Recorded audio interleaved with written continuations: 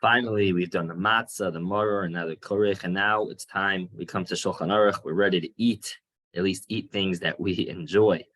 And it's just important to frame this meal because oftentimes we'll get to the meal and we'll kind of be exhausted. We just spent a lot of time telling the story. We just ate some things that didn't exactly sit right, perhaps. And so now we're really ready to indulge. And so therefore, it's extra important to take just a moment to frame that meal, that this isn't just a meal in which we're looking to satiate ourselves and enjoy the delicious food that we prepared for Yom Tif,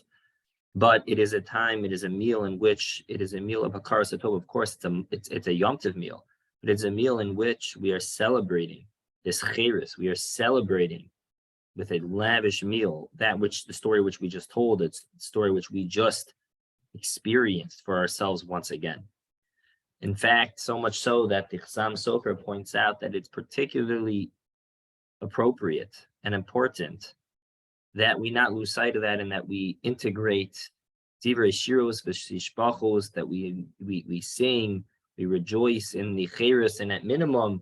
really the Shalah suggests that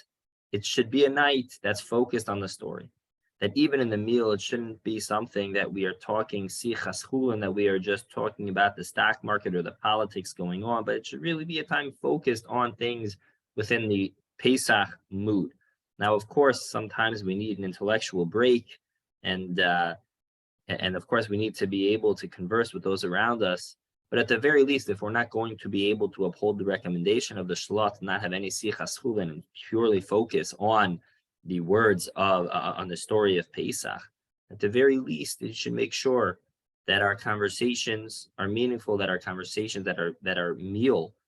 at the night after the Seder, after the story is focused, right, at least on meaningful conversations, at least integrates divrei shiros v'sishbachos within it, so that it can be a meaningful meal to really focus on the mood of the Seder. It is not a break from which we stop talking about Pesach, from which we say, finally, we've done what we had to do, and now we can just enjoy and indulge and talk about what we want. But we should try to maintain some decorum, some mood within the context of the Seder, to not lose focus, because we will then go back into the afikomen and into benching and into nirtza. And so it is important to maintain throughout the Shulchan Aruch to recognize that this isn't any meal. This is a Suda focused on thanking Kodesh Baruch Hu, on celebrating that the cheres that we have. In fact, the Shulchan Aruch says that lichatchila,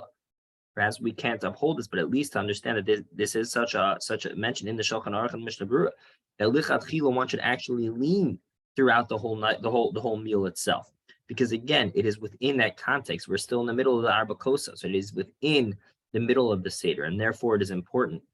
that we take the time to frame the meal, to understand, to try our very best, to yes, take breaks for our minds as we need, but to try our very best to keep the focus on the Leil HaSeder, to keep the focus on the cheres, on the children, on the meaningful conversations, it's shiras, v'sishbachos, to thank Kodesh Baruch Hu for the cheres that we are celebrating on this night before we go ahead and finish the Seder.